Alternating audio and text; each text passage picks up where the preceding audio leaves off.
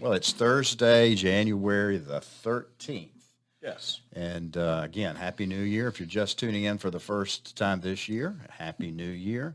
We think it's probably important because I think this year is going to be much different than last year to maybe lay the groundwork for expectations that you should have for your portfolio this year. We're gathering information from a lot of the sources we do, and a common return that is being used that we're seeing is that you should expect, and we should expect, the market to be able to produce in the S&P 500 a 10% return. That's if you're 100% in the S&P 500. Therein lies a thing we want to circle back and just let's understand that because again, our portfolios for the most part are 60-40, 65-35, maybe 70-30, and of that equity weighting, we don't have 100% in the S&P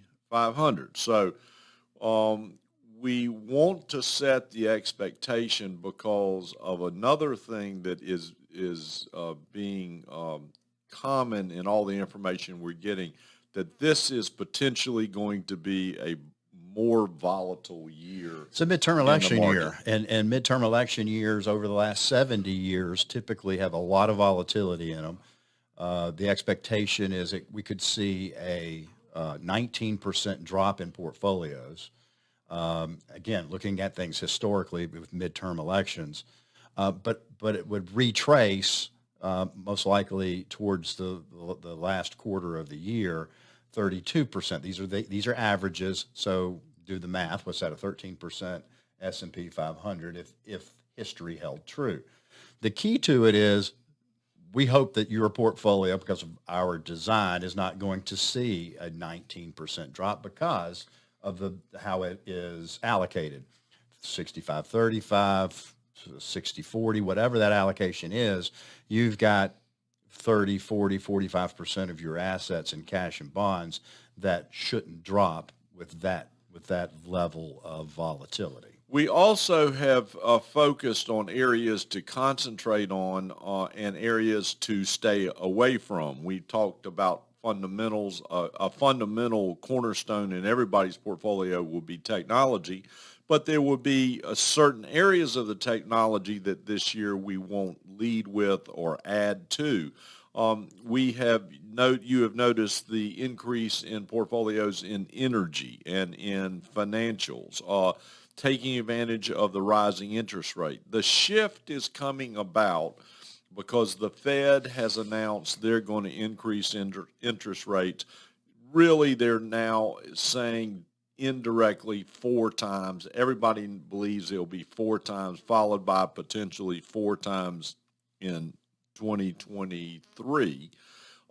And also, we don't have the government programs. The market doesn't have the government programs, that influx of money coming into the market to be spent. Yep. So earnings are going to be critical this year to provide the performance that we're looking for.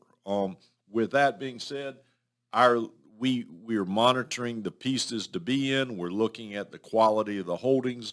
We're looking at the strength of the cash flow. So we're doing a lot of selected culling and adding in specific areas to get this return that we believe would be potential. But again, if the S&P is at 10 for the year and we're 60-40 or 65-35, a 6, 7, 8% return for the year would be a reasonable return to see, with understanding you aren't taking the risk in the market that the market is presenting itself. Because the risk score of if you were 100% in the S&P 500 is 76. And looking at portfolios that are 60-40 or 65-35, that risk is down in the high 50s, low 60s. So you're taking far less risk than the S&P 500, but what you're giving up is potential return. But when you have volatility like we're expecting for 2022, you don't want to have a yo-yo in your portfolio. So don't be surprised to see changes, maybe more to quality, maybe more to dividends, maybe more to the center. Don't be surprised to see during the year if we're raising or holding a little more cash than normal. We will continue to talk with you every week. We'll make every effort, and we'll make efforts and be with you either through meetings or Zoom or telephone, and want you to reach out to us if you have a concern or a need that we can help you with. But as we go through this year, remember, it is your money, And your money and matters. we'll be here each week for you.